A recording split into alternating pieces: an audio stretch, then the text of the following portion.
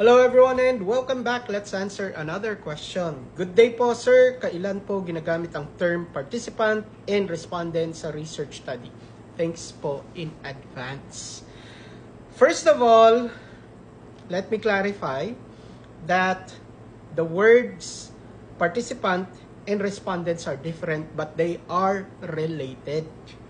Ang salitang respondent is a subset of participant.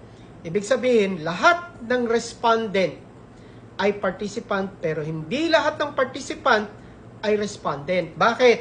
Kapag ikaw nag-participate o tinawag kang participant, hindi mo kailangan mag-respond.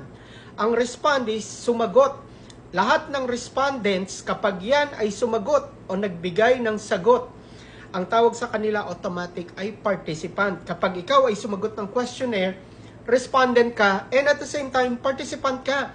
Pero hindi lahat ng participant, kagaya ng mga tao na bahagi ng experiment mo na hindi sumagot ng tanong, ay participant. Kagaya ng, specifically, halimbawa, bahagi sila ng ino-observe mo sa iyong research.